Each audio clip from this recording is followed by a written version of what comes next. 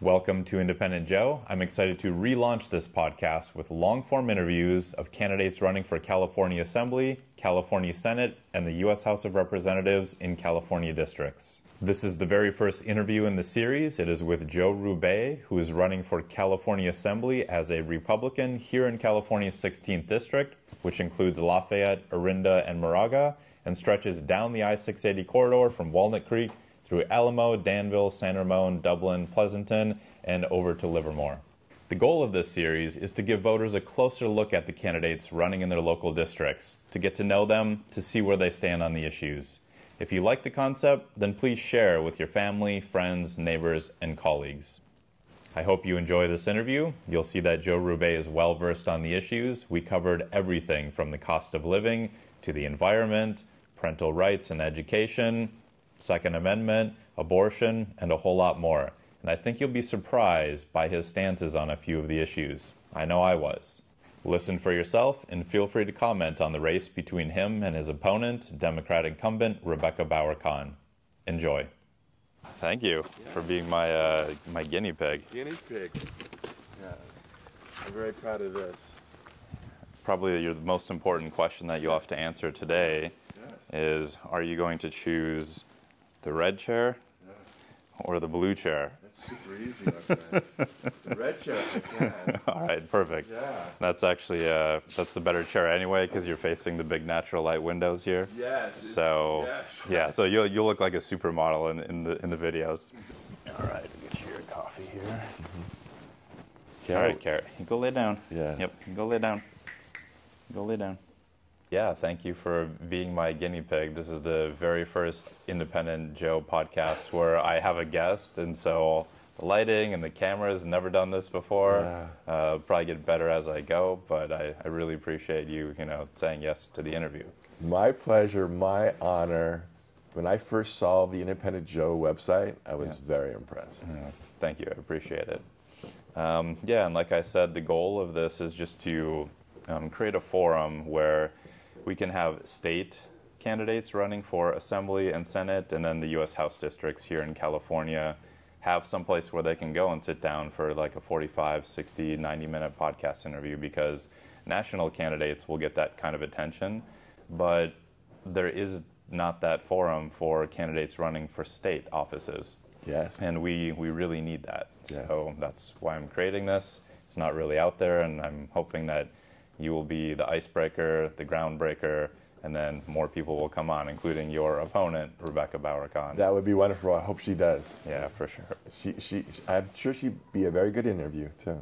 So then rather than waiting until the very end to let people know where they can find you, we'll do it in the very beginning, because over the course of the 60 minutes, hopefully lots of people will end up watching the whole thing, but not everyone will. So where can they find you? Yes, the best way is www.rubay4assembly.com. And we'll put that up on the screen and in the description below. Yeah. And it's Rubay4, so the number 4 assembly.com. Yeah. Actually, I own the other FOR too. Oh, okay. But that's the main one. Okay, perfect. Yes. So then we'll just start with some non-politic stuff, because people want to get to know who you are. Mm-hmm. So just, how old are you? Where did you grow up? Like, what's your background? I know you're from the area, you said, for basically forever, right? Yes. Okay. 51 years. Okay. In the district, yeah. And always in Alamo? My family moved from Hayward to Alamo in 1973. And 51 years ago, I was 13 years old. So now I'm turning 65, believe it or not. That's somebody else. But I'll be 65 August 21st of this year. So we moved in 1973. So going into high school, went to high school in the district, in Monte Vista High School. Oh, wow. Funny thing, Adam Schiff was the congressman who's running for U.S. Senate. Yep. He was a class behind me. Really? I knew his. I had no idea. Yeah, I knew his brother. You know, when you're in high school, you look forward instead of backwards. Yep. I knew his brother. I knew of him. He played soccer. I was on the football team. Mm-hmm. And the funny thing I like to say is, in high school, I was active in school politics. Mm-hmm. I ran for student body president. I was a pretty successful candidate. So I'm pretty sure Adam voted for me. Oh, wow. He, you know, should I ask him if you can get his endorsement yes. for this race? I did meet him on the campaign trail. I met him. He doesn't remember me, though. Yeah, I'll see if I can get him on here. You should. Probably not. He's running for California Senate. No, Joe, I think you have a good shot. Yeah. Because when I met him, he was quite easy to talk to. Yeah. I met his wife, met some of his campaign people. And anyway, my funny thing to say is that he voted for me, but he never tried to impeach me. Well, okay, interesting. That's good. That's good. Yeah. Was he ever censured at your school for anything? No. He was a quiet, I'll just say, nerdy type guy. Yeah. And I had some nerdy parts of me too. I still do. Yeah, we all do. Yeah. And we had a great 1 year as student body president at Monte Vista High School. Cool, very cool. Now you're living in Alamo, and family, kids, wife. Yes. So in 1993, I bought the house with my parents. Yep. So I've been owning that house for a very long time. I'm happily married to a beautiful Peruvian girl who's become a citizen and has voted for me in the primary. When I married my beautiful wife, Cindy, we have a beautiful daughter, Alexa, who, when she first moved here, did not know a word of English, but our schools are fantastic, and very quickly, in going to second grade at Alamo Elementary and then going to a summer school, her English is perfect. Yeah. So I think we learned a lot about that with Alexa. And now Cindy and I have 2 children. I got a late start. I have 6-year-old Natalie, and I have almost 2-year-old JJ for Joey Jr. Yeah, cool. Very cool. And I saw on your website that it seems like you've been in politics in the area for a while, because it said that you were appointed to 2 positions by 2 different governors and by a county supervisor. So just talk about that and when you first got into politics. Yeah, very, very fortunate to have a really great time in politics. Started in business-like. I was the president of the California Association of Residential Lenders, and we had our then Congressman Bill Baker come speak to us. I told his campaign, or his chief of staff, that I'd like to help his campaign, and then through Bill Baker, I met a group of people that worked for Pete Wilson, Governor Pete Wilson, and so what year was this? 1994. Okay. 30 years ago. Got it. And so right after you moved to Alamo, and you're like, okay, I'm in after I moved buy back, your house from your parents. And it's a funny thing. We did a campaign thing for the '94 campaign at my house. Oh. Yeah. Wow. Full circle. Because you just did your campaign kickoff at your house. Exactly. Last weekend. Yes. Okay. Yes. And so, '94 is when my political career kind of shot up to the top. I was one of 5 people that actively ran the county of Contra Costa County for Pete Wilson, and we won Contra Costa County for Pete Wilson. And he was very appreciative, and he appointed me to be on the board of directors of the Contra Costa Fair Board. We have a fair in Antioch. It's on state property, so the governor appoints the board members. Got it. Yeah, and you have a lot of very influential people on that board, and you become part of his administration when you're a board member. Through Governor Wilson and the great people that I met through that, and I still stay in contact with, Arnold Schwarzenegger. I don't know many people. When Arnold Schwarzenegger entered the political field, he entered through Pete Wilson's team. And so I was quickly introduced to Arnold Schwarzenegger's campaign. I was the lead volunteer for Arnold Schwarzenegger in his re-election campaign. Oh, wow. So when he started his... So then this was around 2004, right around Yeah, there? actually, was it 3 or 4 when he ran in the recall? Yeah, I remember because I just moved here from Minnesota to go to grad school at Cal. Okay. And so, like, as soon as I moved out in '04, Yeah. he was running. I was like, oh, Yeah. okay. Yeah. Should I vote for Arnold? Yeah. And it so was surreal. Yes. Oh, and I don't know, you don't have to say who you did, but Arnold, I think, was a great candidate. He was talking about people, and he tried to be independent as best he could. He gets comments from both sides. Kind of shows you that he really did try. Yeah.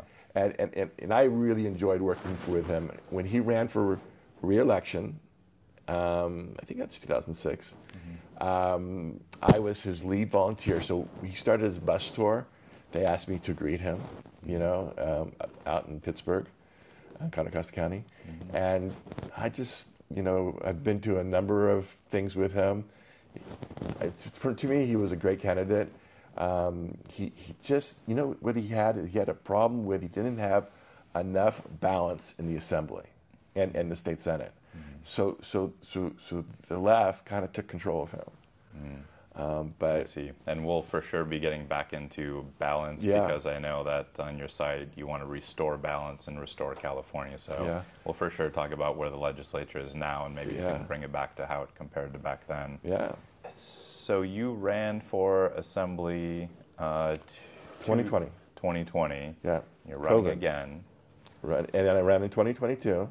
Okay. I'm proud to say that I've been 3 times now elected top 2 in the district. So we have top 2 now primaries. Yep. And this is my 3rd time that I've been elected top 2.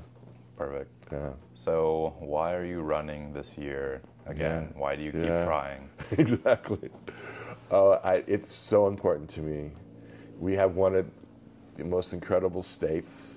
We have one of the most incredible assembly districts. We want to have better representation. Nothing against people personally, but I really don't think if you look at what they are passing in the legislature today, and we can talk about some of them, they are not representing close to 80 to 90% of the people, and that's what I would want to do. Sure. They are picking, they're below 10% in some of their issues. Sure. So like I said, I'd moved out here in 2004, and back then it seemed like everything was on the incline. State kept getting better, growing. It was really great. And I would say after the recession in 2008 to 2010, it sort of peaked or plateaued.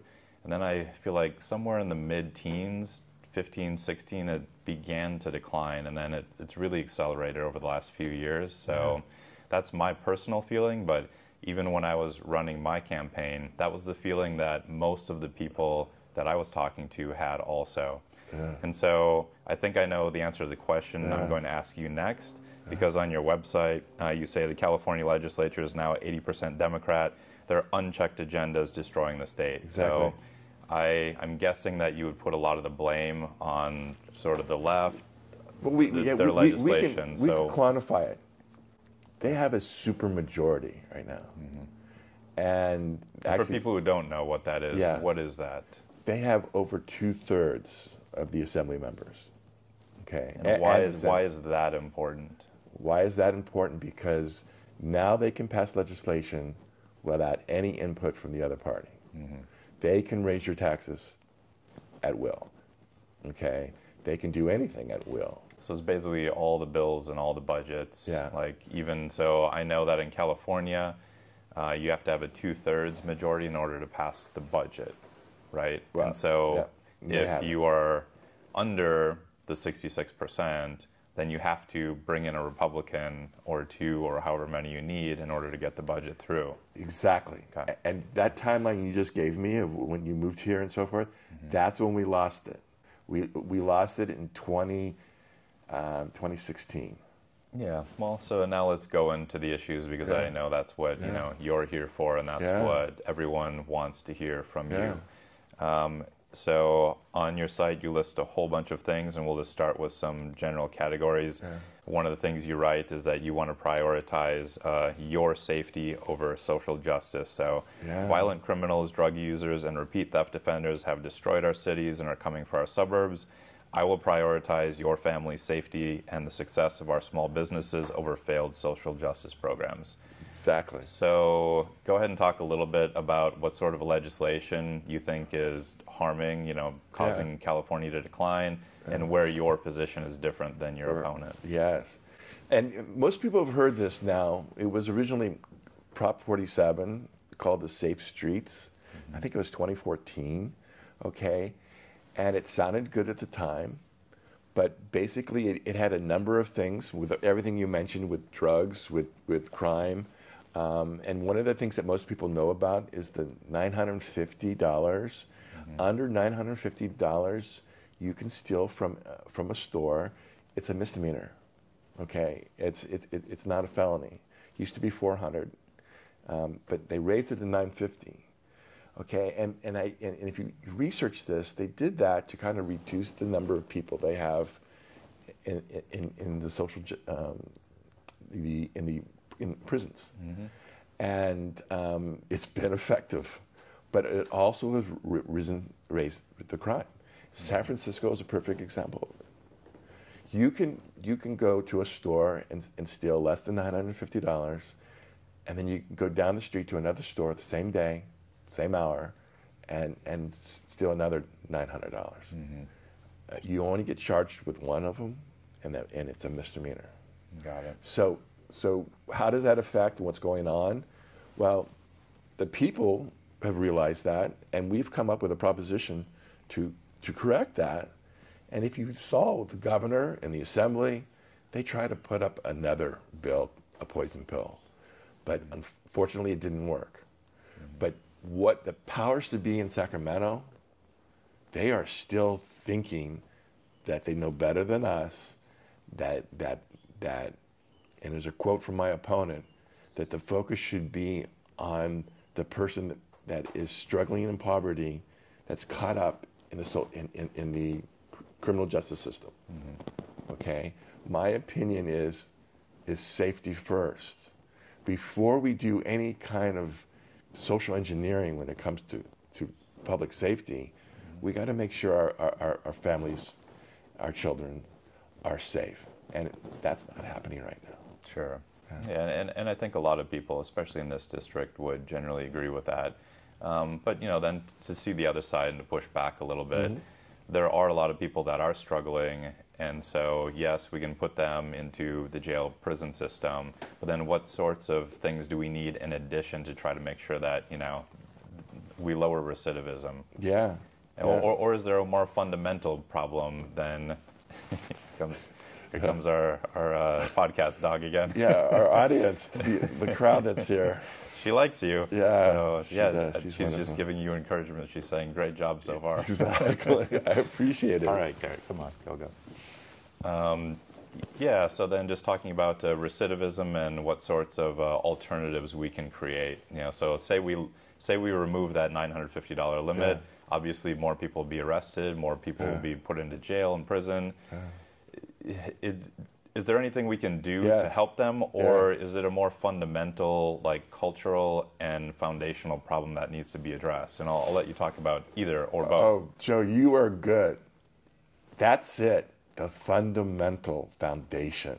That's been back to the original question. That's why I'm running. And that's where everything stems from. They're fundamentally giving the criminal the okay, fundamentally. And that's the problem. We talk about the 950 and the details, but you hit it. It's the fundamental, or some people call it the narrative. But I think I like the fundamental thing the best. That's why we're running. That's why we need change, because there was a person in right outside the district in Pleasanton that robbed a Home Depot. Okay. And on her way out, she wasn't a career criminal, and I don't even think she was a member of gangs. We can get in that later. But I think fundamentally, she thought that was the thing to do. okay? And for some terrible reason, she brought a gun. So she's taking Home Depots, if you remember in the pandemic, they were hit a lot, okay? And what the foundation is that they go, okay, we go to Home Depot, get tools, and then we can pawn them off, okay? And this particular thing that happened just outside the district in Pleasanton is she was walking out with these tools. The security guy, he's 25 years old, stopped her, and before I think she knew it, she shot and killed him. Ooh. Yeah. Yeah. I guess I don't even remember that, or I yeah. We should put that. I should put that story up on the website. Sure. Because to me, I feel for her. Of course, I feel for him and his family, of course. But I was watching a TV interview story about this, and I don't know what it was, but they showed her after she was arrested, and she's crying. Yep. Okay, she didn't want to do that for power tools. Yeah. But I feel fundamentally what the legislature has done is given this feeling that if you found yourself in a financial problem, that it's okay to do this. It sort of gave them the license and given the community the goal. And I think that goes through all of this. You know, we're talking about education, talking about finances. It's a fundamental change we need. Yeah. Sure. And we'll get into all of that stuff here in the next issues. So one of the biggest concerns is the cost of living. I actually think that's number one in the nation and in California. California is skyrocketed, and it's harming everyone, but especially the lower and middle income, because when you start inflating things like food and housing and rent and insurance, it hits them the most. They don't have any disposable income. So, and I think a couple of bullet points on your website address that. One of them says, your family's over illegal immigrants. So housing, food, insurance, and taxes are skyrocketing. I will vote against budgets that transfer billions of tax dollars away from California families to freebies, housing, and health care for illegal immigrants. And then you also say, your finances over failed programs. Sacramento's failed programs and high taxes are destroying the greatest state in our country.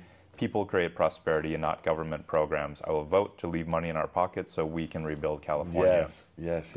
So what sorts of programs do you think are going too far, or where would you reallocate funding? And this is particularly important in light of our approximately $68 billion budget deficit, which is a swing of $170 billion from $100 billion surplus to this. Yes. And so the governor is addressing it in certain ways, but what fundamentals do we need to change? There was a recent Wall Street Journal article about this, and if you look at the budget, and you mentioned part of it, the bulk of it is what they call transfer payments, like these programs for illegal aliens with the health care and so forth, and it just adds up.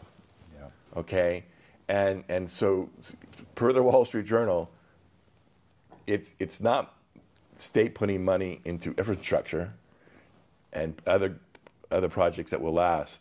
It's transferring. It's taking money for corporations and people and giving it to people. And in general, economics wasn't my best class, but economics tell you, and it's been proven, that if you let people keep their money in their pockets, you'll get more taxes. It's kind of counterintuitive, but it's the truth. If you reduce regulation, of course we need regulation. You just can't have people building everywhere. But if you reduce it and make it more common sense, things will prosper. And everybody, it's kind of the differences between these two chairs, the parties, okay? I believe that we reduce regulation, reduce taxes, we let entrepreneurs do entrepreneurial things. We let everybody. We let people move from one job to a better job. We let builders build. Helps everybody.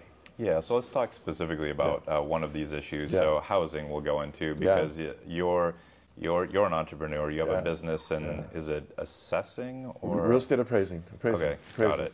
And mostly new home developments. Yeah. So then, for example, we have a housing shortage. Yeah. Housing prices are skyrocketing. You know, rents have gone up a lot. So how do we fundamentally fix that problem? What sort of factors are involved, and what do we need to do? I can give you two big factors. The first big factor, actually, it's the same factor, regulation.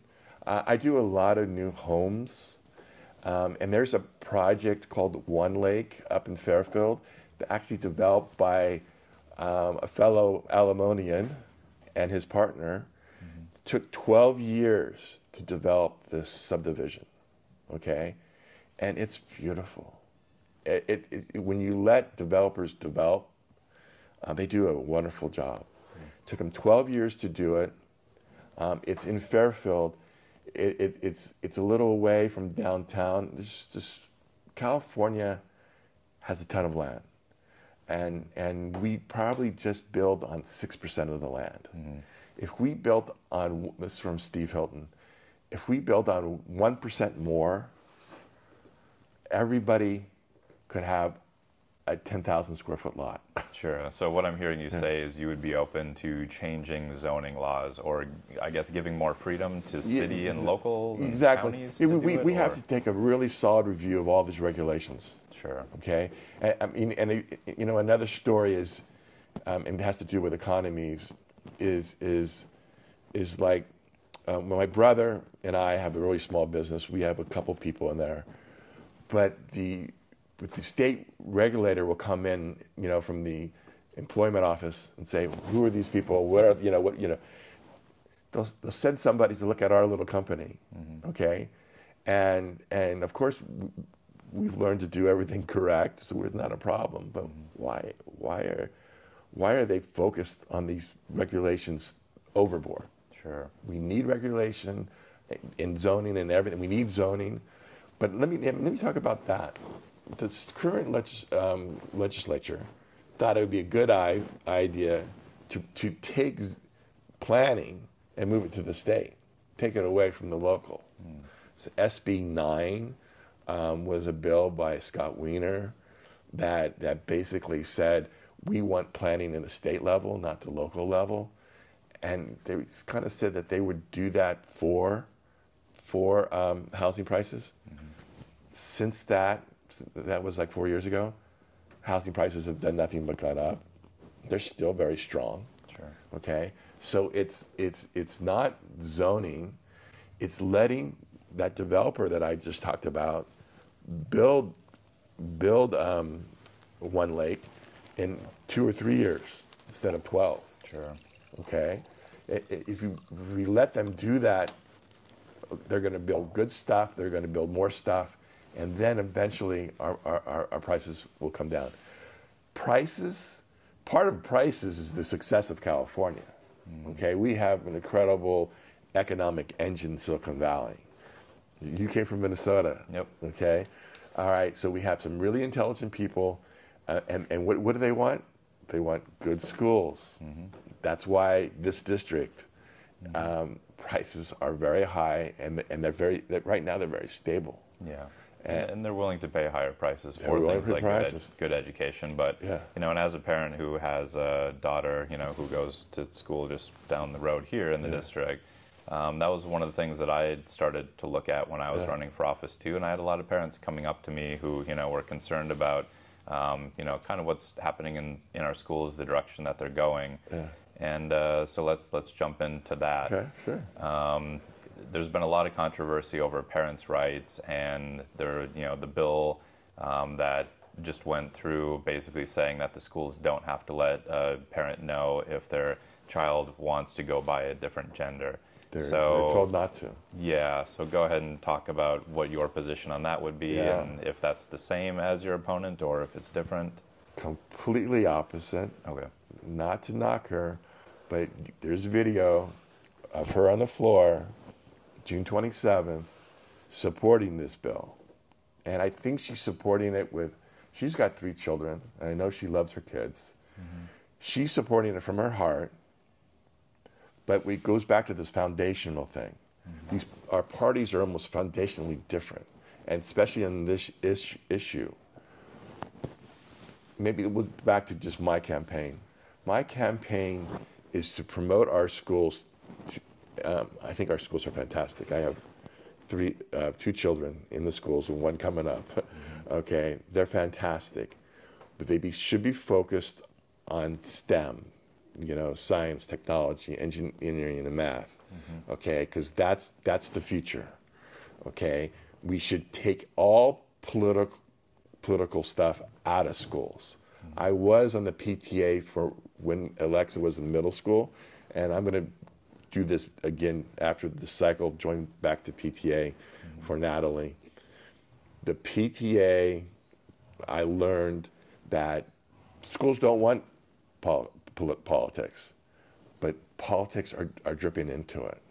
And so when you say politics, like specifically what sorts of material or topics do you think that schools should not talk about, or maybe if they do talk about it, for example, like gay rights, you know, these sorts of things, talk about it in like a social studies setting, or...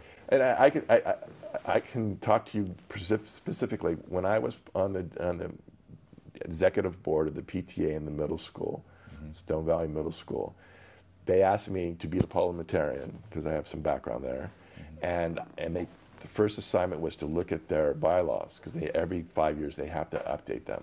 So I was assigned to look at them, and I did. And there's a section in the bylaws that talk about that schools should not be politicized. But right in that same section, they start talking about diversity, equity, and inclusion. And I'll have to tell you, this was a couple years ago. I had to look up the difference between equity and inclusion. And this goes to the foundation where we differ. And I can really specifically say that. I'm for equality, okay, where we are all treated equally. I'm for what Martin Luther King said, that he wants his children to be judged on the content of the character, not the color of the skin. Equity is not equality. Equity, and you'll hear it from Kamala Harris, equity is trying to get everybody equal. A big issue that we've had a few years ago in 2020 was Prop 16, where they wanted race-based preferences at the UC system, okay? Completely against that. My opponent is for it. We're night and day. We're night and day in almost every issue, but that's really clear. Sure. Okay, so those are the kinds of things that are coming down. So then to see the other side of that issue and to push back a little bit, we have districts in the state that are very poor, you know, and they don't have good funding, they don't have good teachers, and it's kind of a downward spiral. Once it starts that way, it gets worse, and then it's hard to get good teachers there. And so those kids don't have as much opportunity as like our kids who go to school in this district. Really good schools, lots of parental involvement. So then if you don't want equity, which is, I guess, equal outcomes, you want equality, which is equal opportunity, I guess is how you can put it, then what do you need to do to help those underprivileged kids have equal opportunity? Because when I compare the opportunity that they have compared to this district, they're not equal opportunities. So, of course not. We have one of the best. And even in our district here, we have some lower income areas. And so how do you help them? Not to repeat myself, but I'll use one of the terms that's popular. We'll circle back. It's the I have a dream speech. Really. I mean, I was looking through this, and there was a picture of Martin Luther King when he came to Cal Berkeley, okay, and spoke, and there was a big crowd. We need to do that. We need to look at that speech, and we need to live that way, okay? Because take politics out of it. I don't have an agenda, although it's easy to say that, okay? Sure. Okay? So let's look at what he said, okay? And if we live by that, like the crime thing too, if we have a foundation based on judging people on the content of their character, okay, the lowest school there is, and I go to Oakland on business often, every time I drive into Oakland, I want to help them. And as state assemblyman, I'll be representing you guys here, but I'll be doing state issues. And that's sort of one of my goals, to help Oakland, to help the poorest neighborhood. If the children in the poorest neighborhood school, if they studied and understand the I have a dream speech, we're on our path to recovery. Sure, but how does the government, I guess, help with that? So from an education standpoint, I've read a lot of material about charter schools, for example, that do really well in underprivileged neighborhoods, even when they're next door to a public school. You're good, Joe. So there's fundamental differences. Like, clearly it can be done, but what can an assembly member, what can the state do? What kind of policies or funding can they put in to make it happen? You reminded me of something very good. This is a bold move, okay? And because we're a minority as Republicans, it's not talked about, but in two words, charter schools, yes, okay. I'm 100% for them. And actually, if you look... So you are for school choice, then, I guess. School choice, and the left is taking school choice as bad. And to share some of my experiences, my third time running for this, after 27 years or 24 years of being active in the state level with Governor Wilson and Governor Schwarzenegger, okay, it is, charter schools are it, and the Democrats, we're into charter schools for a while. One of the biggest lobbyist groups is the CTA. I have nothing really against them. I've interviewed with them, actually. The CTA has been around forever. We can work with them. But when the CTA becomes too much one side and nixes charter schools, makes anybody supporting charter schools bad, that's where we have problems. And back to your point, I can see you're like me. You want to help. And again, charter schools or some form of it is the answer, is the way to go. Okay, fair enough. Let's go back a little bit to housing, because one of the big issues now is getting home and fire insurance. There's a huge problem in California and a couple of other states, but California is for sure the worst. So what's the cause of that? Why are insurance companies pulling out? Because when I was running, I was talking to people in the district and people in Orinda and certain, especially more wooded areas. It's everywhere. Their policies are being canceled, or they're doubling or tripling. Yeah. And so what's the cause of that? Is it wildfires, or is it inflation and the cost of repairs when they have to make claims?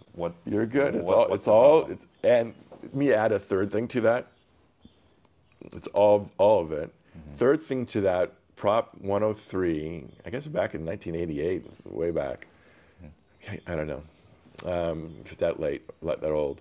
But Prop 103 sort of try to control what insurance companies how they could raise their rates. Sounded great. None of us want to see our rates go up. But when government, this is sort of the foundation, when government comes in and starts controlling it, that is one of the major problems why we are where we are. Okay, so if you take away the market from the insurance industry and force them at lower rates, do not give them the ability to raise their rates when they should, where they should, then you have this crisis. Okay, the fires and management of the forest fires. I would love their state legislator. I'd love my opponent to say, we're working next year on this super great fire management system. Okay, we're going to get the experts, and we're going to do the things that need to be done. Okay, and it's not just control burns or something. That's just a part of it. It's creating barriers between forest and and it's planning. Okay, but back to the major issue. The government has to take a step back. And it has to let the insurance companies a little more freedom. But I'm going to take another step on the other side, too. The state of California does not deserve, no matter how bad it's been managed, we did not deserve to be in this crisis. Okay, it's all of us. It's my next door neighbor, across the street neighbor, who has been part of AAA since he was 16 years old. They dropped him, okay? He's got this beautiful home, 100% except a little quarter. Everything's landscaped in this very large lot, except a little quarter, okay? His insurance company flew a drone over it, and they spotted that little thing and said, we're dropping you. Wow. Okay, and actually, I just read an article today of somebody in the Watergate Emeryville condominium complex. They're being affected. And this article today in the Chronicle, or at least I saw it today in the Chronicle, we're all exposed to this. We're all exposed to it because we are in a crisis. And we're I want to see both sides of it. There's all things that we can improve, but there's also some stuff that we have to stand up as California to these insurance companies. You can't take our money on the easy deals and not help us in this crisis situation. Sure. But what can... So then going off that, Yeah. do you think that the insurance company should be mandated to provide a quote for anyone? Yeah, no, I don't believe in mandates, but I believe that we have to stand up, okay, in our negotiations. So it's both. It's like both. letting the free market take hold, but smart policies to still make insurance companies. Yeah. There should be an avenue. Maybe this is it through the state, okay, that maybe it's going to be me, okay. But right now, my across the door neighbor that lost his insurance, there should be better than what the FAIR Plan is. The FAIR Plan here is terrible to fall into it, and luckily he's got some broker friends that are helping him. But there should be a policy in the state that he can go to that says, hey, appeal his situation. I've been a California resident for 50 years, and I've been an insurance buyer for 50 years. I don't have any abnormal claims. You should not be able to let me go. Sure. Yeah, sort of like a court. Sure. Yeah. So just in general, what is your stance on environmental policy? Because I read that one of the big things that Governor Newsom had to cut with this massive budget deficit are a bunch of environmental regulations, like I guess organizations that were set up because I guess maybe part of the home insurance and fire insurance problem is fire management, which is an environmental problem. Yeah. But then on top of that, we're also trying to push green tech into everything, including even when I go to Home Depot, I see everything is electric mowers, electric blowers, and everything. And sure, it's good in some respects, but in other respects, I'm not sure that I totally agree with it. So what's your stance on all of this environmental regulation, and do we need to pull back or keep moving forward with it? Oh, wow. Wonderful. Pull back, pull back, pull back. Pull back even more. Okay, and you talked about cost of living. And think about it. Okay, you and I can go into Home Depot. We kind of like those electric things. But how about the landscaper, okay, who doesn't live in our district? He lives just outside our district. He's got a family. And they're telling him that he needs to change every piece of his equipment by a certain year, okay? And you talked about the economy, right? Okay, cost of living, okay? All that works in together, okay? He should not. This is where the leather hits the road, or whatever that phrase is, okay? Is that he should not be mandated to change anything, okay, on a certain year. We can do things to encourage it. We can have policies that help it grow, and I can start naming them. Okay, recycling. There's so many things that we can do before we start mandating your gas stove that you have in your house. Okay, and where it hits the economy is that with that landscaper, his equipment, he already owns it. It does the best, most efficient job. Like driving cars. It's most efficient for me right now to have a gas car. Okay, for me. Okay, for him, his gas equipment is most efficient for him, and the government should be in no way involved in him. Understood. And you think that, I mean, he has a business, but just for individuals, Yeah, it should be. and I'd love to talk about the gas stoves. I know what they're thinking, other than it looks good politically. But a gas stove, I think you have a gas stove here. Not here, but okay. Yeah. All right. I have a gas stove. I barbecue on my grill out here, so that counts, right? Although that's a propane tank. Exactly. This is kind of a personal story, but I think you and I, we're all for the environment, all for the environment. And again, I think a conservative approach to the environment. How about a moderate approach to the environment? Let's go with that. Sure. A moderate approach to the environment would be so much better than a far left. A far in anything is much better. And when it comes to gas stoves, the benefit. Oh, okay. I was going to buy. We remodeled the kitchen in my house. I was going to buy an electric stove. Mm-hmm. Okay, but my wife saw this gas stove and says, "I want that one." Okay, and we bought that one, and we're so glad that we did. A gas stove, especially for a cook, is more efficient. Okay. And here's the biggest rub. Well, plus when a Peruvian wife says she wants the gas stove and not the electric stove, yes, like you have a choice. Yeah, I did not have a choice. The family first, right? 100%. Okay, but what would be the effect? What's the effect? This is the big overriding thing. What's the effect of the environment if Joe and Cindy got the electric instead of the gas? What's the effect of the environment? Less than 1%.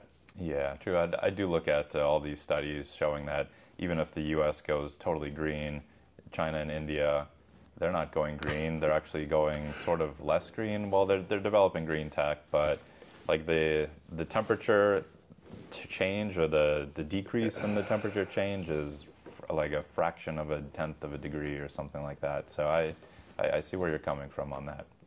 I think a lot of us have that same opinion.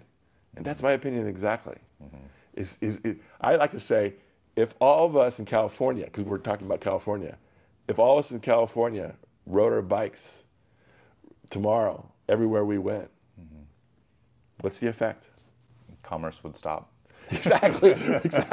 But and you hit on it.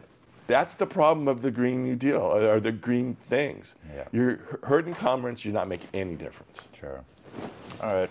So I just want to hit a few other issues quick. Well, actually going along with the environment and gas stoves, this fits right in. Yeah. What about in general, just the price of gas at the pump here in California? Yeah, it's the highest. And the gas tax, and now, so it seems like since California was pushing everyone to go electric, now they're not making enough revenue from the gas tax, and so they're exploring other policies or other ways to charge to keep our infrastructure, our transportation infrastructure going. So what's your view on pushing toward electric vehicles and yet trying to find another way to fund our transportation system? Yeah. Okay, well, definitely love electric vehicles, but I'm definitely against pushing. Definitely against mandates. Okay, and then solving the second part of the question, solving so basically the gas tax funds our transportation infrastructure. All right, I'm definitely. And so they're having problems with that now since so many people are going electric. Yeah. I'm definitely against any kind of monitoring of your miles. Okay, every time the government gets involved and we just talked about it, how things have changed in the last 6 years. Crime, cost of living. We have the #1 gas tax in the state. We have some of the highest. Us in New York have the highest income taxes, California and New York. Everything the government does is helping the decline, going the wrong direction. Yeah, so I think you bring up the monitoring the miles. Yes, are you referring to, I read an article about they're putting a pilot program where they want to track the miles that you drive and then assess a tax based on that. Completely against that. Okay. Completely against it. Well, what are we going to do? How are we going to raise money? We talked about it a little bit too. Reduce regulation. What about tolls then? Yeah. I mean, that's different than tracking your mileage on your car. Maybe tolls, because a lot of other countries will use a toll system. We have that here in California to some extent. You know, I've been active for the last 30 years. I've helped all the assembly candidates in the last 44 years. The ones that I know them all, but the ones on my side, I've helped them and I know them. Dick Rainey was former sheriff, then became an assemblyman, and then our state senator. And it bothered me at first, but he was part of, you know, when you go down the freeway and you have these lanes. The fast track lanes. Fast track, yeah. No, I think they're a part of the future, and I support them. So part of the solution. You're part of the solution. Yeah, they are. I much prefer tolls and fast track lanes than monitoring how many miles to drive. Got it. Definitely. Yeah, it's part of the solution. Fair. And back to the kind of overall, you think, why don't we, instead of having gender-neutral toy sections, which was the legislation that my opponent co-authored, why don't we work on reducing that highest gas tax that we have in the state? Kevin Kiley, a friend of mine who was an assemblyman, now a congressman, during when gas prices started going up a few years ago, he said, let's do a reprieve. Let's stop the extra that California puts on. Not one person in that party wanted to look at it. What I want to do up there, I want to look at it. Okay, what can we do as a state legislature to not only hold it where it is, start bringing it down? We're number one in the state. How come these other states are operating without? We are the highest. Yeah, no, I see it every time I go back to visit my family in Minnesota. There you gas go. is like $1.50 to $2 less there. Okay, if Minnesota could do it, and boy, they don't have the weather we have. Okay, if Minnesota can do it, we can do it. Sure. And we can. We are the most. I was born in this state, and thank you for coming to the state. We have the best state in the union. We have some of the best weather. We have all kinds of weather, but we have overall the best weather. We have some of the most intelligent people. We can do anything. And that's sort of what, back to your first question, why am I running? Let's start solving all our problems. Sure. And we can. So everything on the table. Everything on the table. Moderation. Moderation. And instead of trying to push an agenda, you see that back in that bill you talked about, that bill about schools not able to talk about gender issues, you know, to send it back to the parents' rights bill. That Assemblyman Bill Leasley, who actually endorsed me, he wanted more transparency. That they didn't want that. The left did not want that. The different interest groups in the left side didn't want that. We should be opposite. We should be working on. We are number one in illiteracy in the state of California. Talk about the whole state. Not a problem here in District 16, but the state of California, we're number one in literacy. Every single assemblyman or woman should be working on that. Sure. So I can tell your basic position on education is get back to academics, and as far as all of the social issues, political issues, I guess. Give the power to the teachers to let them decide how they're going to talk to the parent about it. Well, all the power should be with the parents. Okay. Okay. It's a public school. Sure. Not a government school. Sure. It's a public school. All the power should be there. Okay. And then then the teachers definitely should be free to communicate to the parents on any issue they want. And I think that's what the parents want. Understand. Yeah. Okay. So let's hit two more hot button issues, and then we'll start to wrap up. Yeah, good. No segue to this one. Yeah. Second Amendment. Yeah. Gun legislation. Gun control. What's your position on that? I'm 100% supporter of the Second Amendment. Okay. Okay. I'd like to say that I don't own a gun. I don't plan to own a gun. If I got first thing I would get is something that can stop somebody without killing them. I'm into that, but I'm also a member of the NRA, a lifetime member in the NRA. Interesting. So you have no gun, yet you're an NRA member. Yeah, that's an interesting position. Well, that doesn't seem very MAGA of you. Yeah, because that's where I'm at with all things. Don't have an agenda. Been alive for a while. Been active in politics for a good 30 years. Sure. Let's look at a situation and improve it, not divide us. They're into dividing us, and when they divide us, we all go downhill. Okay. But then specifically because like the legislature, the governor's office, they're trying to push extremely restrictive gun legislation. Okay. So here's the thing. Let's take it up in 40,000 feet. Getting people, government telling people what guns they can own, okay, how they can store their guns. I'm not for that.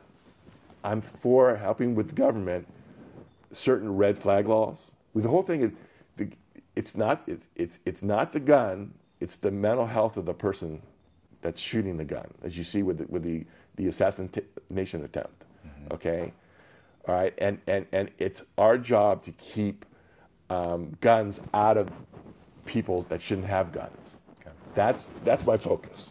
My focus would be that instead of going this cross the board thing that says no more guns and think of a utopia where nobody would have a gun. Mm-hmm. I don't think that's going to happen.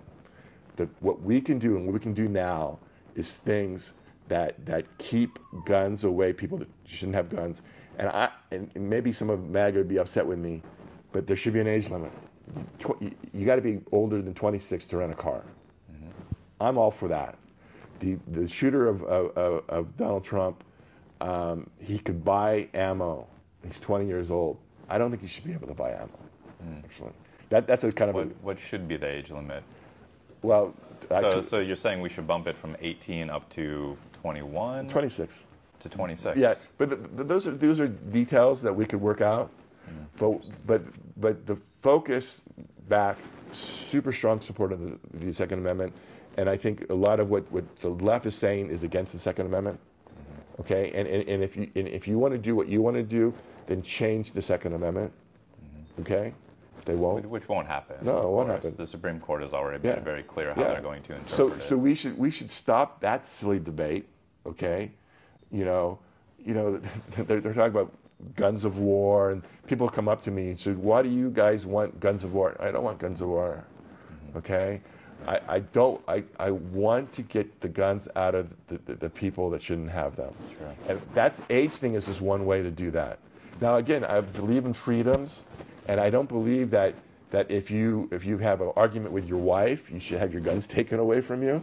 Okay, so some of these things are getting to be like that. So you're referring to like if someone has a temporary or permanent domestic violence restraining order, if it's not physical or which is an argument, then legislation shouldn't step in. Yeah, this is down more the details. Yeah, but I'm saying that we work to get the guns. I think we all agree on this. Mm-hmm. Get the guns away from the people that shouldn't have guns. How do we do that? Sure. What the left wants to do is assist a simple ban. Sure, everybody. Everybody. Got it. I don't want to talk about that because that infringes on the Second Amendment. No, you have I think a unique position. Carrot. Just bargaining at the horses now. Oh, I thought she liked my laugh. I don't know. She might disagree, but no, that's a unique position to increase the age at which you should be able to own a gun. Yeah, own a gun or buy ammo.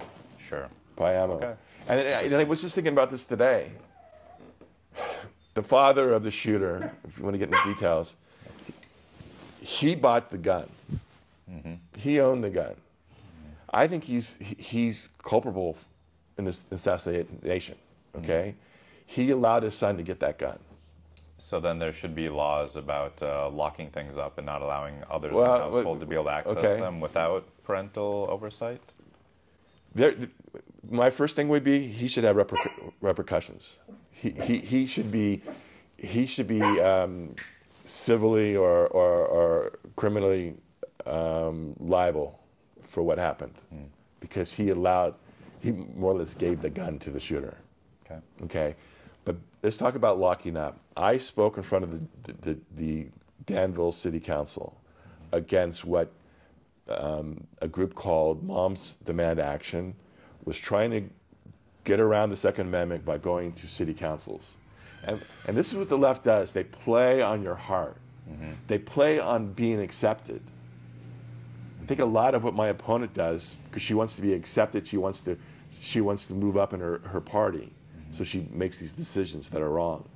Okay, so they came to the Danville Council and said, we're going to tell you how to lock up your gun, what to do with your ammo, and I spoke against that. City Council wanted to do a resolution saying this is the proper way to store a gun, all for it. We already have very good laws in California about storage, especially if you have kids. Storage, keep those laws. Maybe communicate those laws. But to start going to city councils with this kind of agenda, okay, your agenda, I'm completely against it. They're not. If you see what's going on back in the state legislature, they seem to have an agenda. We talk about schools. We talk about crime. They have crime. Let's go back to crime, which is an easy one.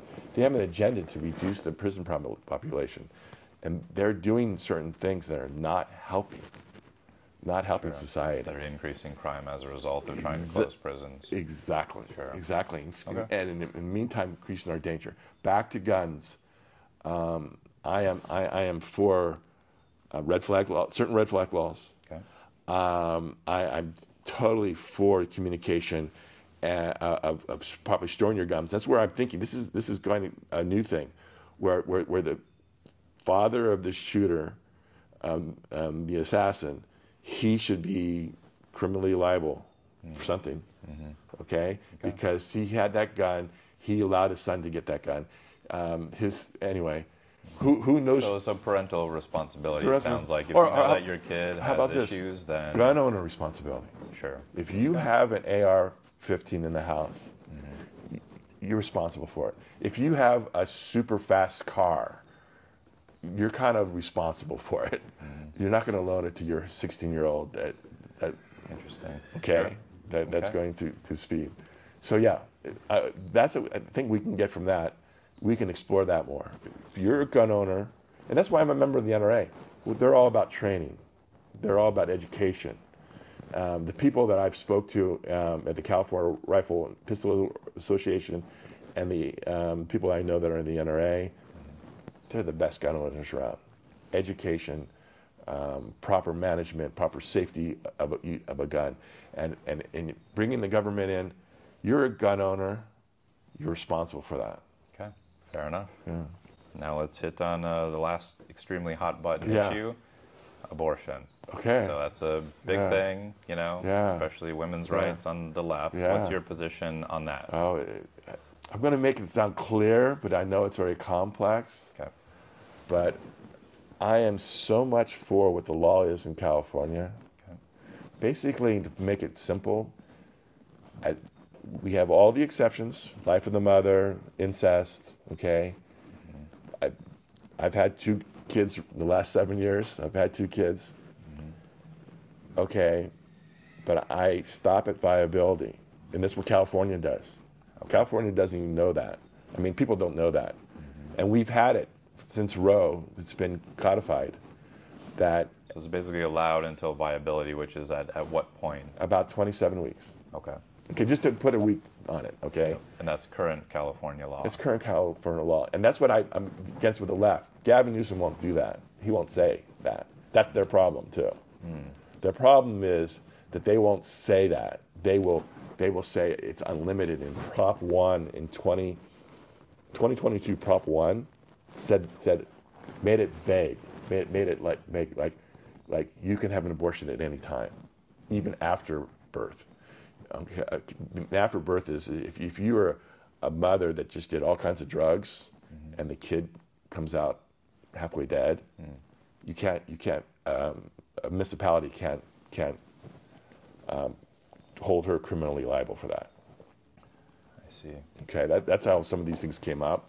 Okay. But the left says no, she can't. You can't. You know, it's her right to do all the drugs that she wants. Okay, this is where I differ. That doesn't help society. It goes into everything, crime and everything else in the 950. But let me get back more simple. So you heard of the Robert RFK Jr. campaign. Yep. He had it wrong. At first, he may have changed this.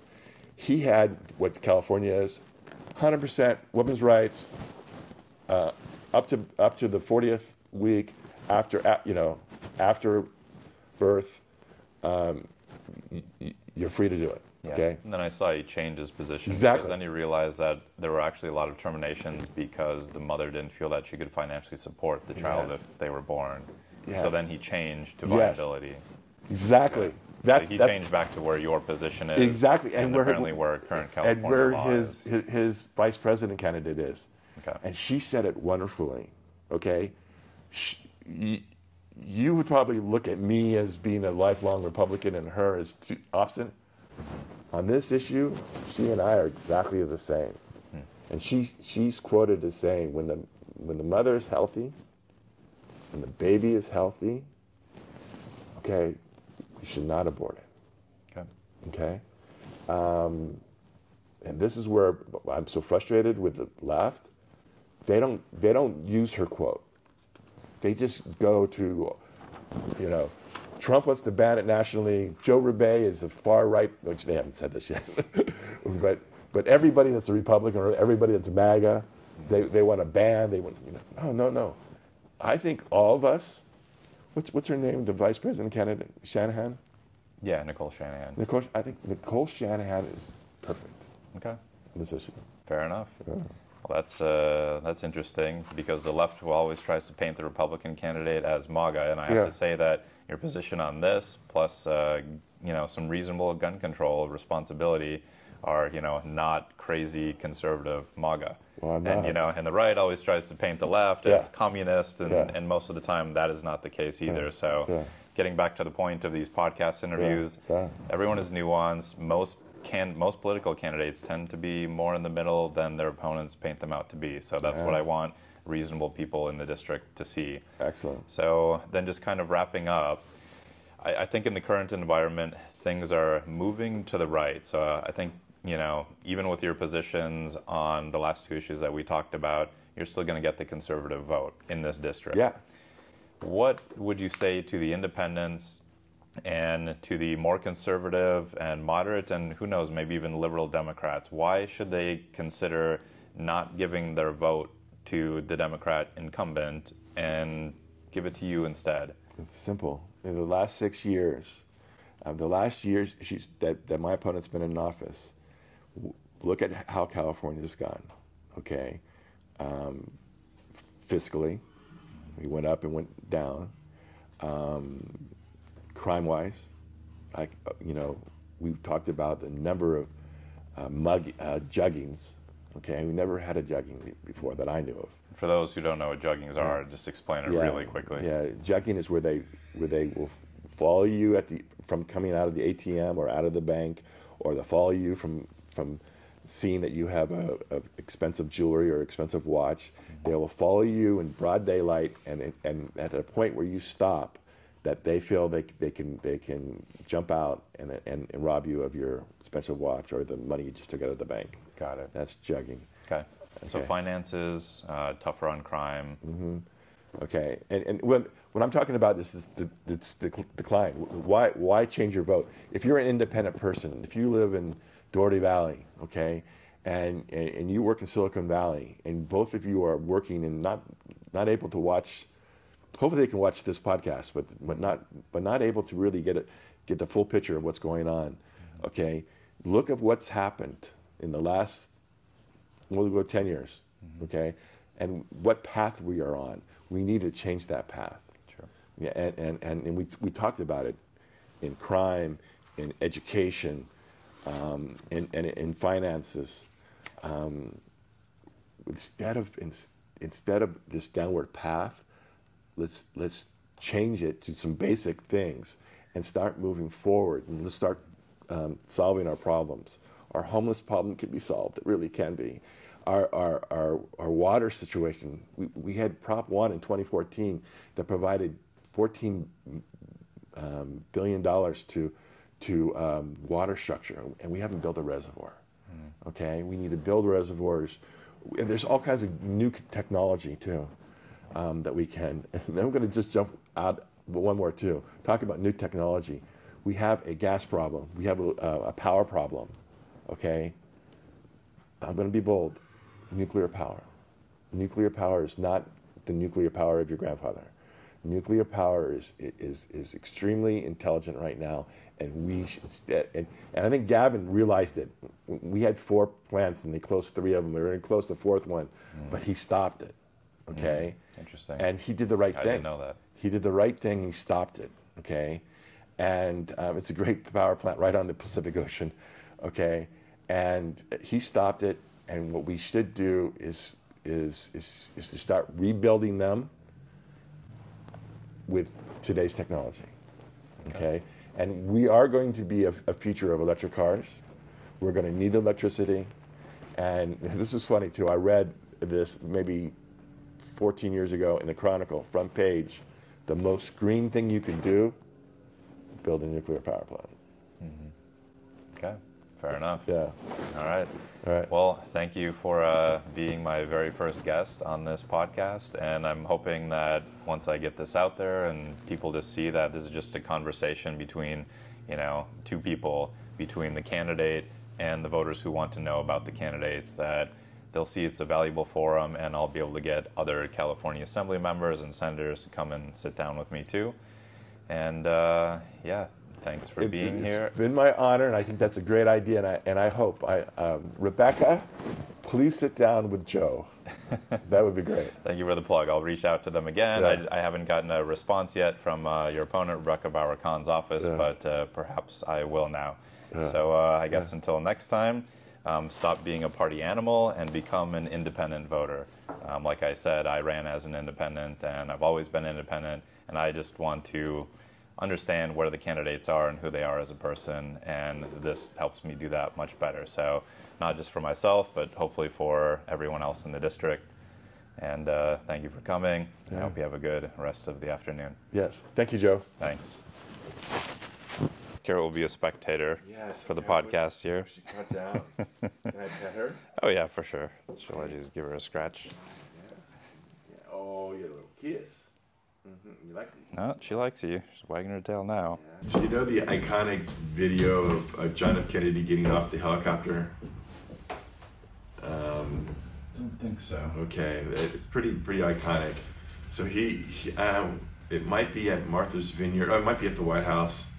He gets off the helicopter, and his daughter, and then his son comes running toward him. And I want to do this one day. I went to get off the golf cart. It's a little bit different, less dramatic than the helicopter. He said, I don't have a helicopter. I love it. If they just saw this podcast, if they just kind of looked at what's going on, I think I'd be getting 80% of the vote. Okay, we'll see what happens. You'll see what November happens. 5th. Yeah, and again, you asked me why I keep running. Well, I keep running. This sounds, don't say, not like I'm bragging about this, but no, I want to run, and I want to eventually get 80% of the vote. Yeah. Okay, because I think 80% of us agree on the same issues. Pete Wilson's thing was fiscally conservative, socially liberal. Okay, so yeah, I think I have everything, huh? I believe so. Yeah. If I find anything, I'll mail it to you. So as a child, I loved horses, and then I've had 3 horses, and mostly other people had horses with little girls, with girls. Yep, I think there's a correlation. Yeah. I think there's probably a positive correlation between the number of girls Yeah. that you have and the number of horses you have. Yeah. Exactly.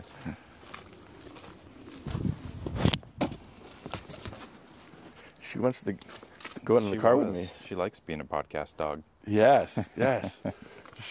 You know, like they had that line with MGM. You can do a carrot.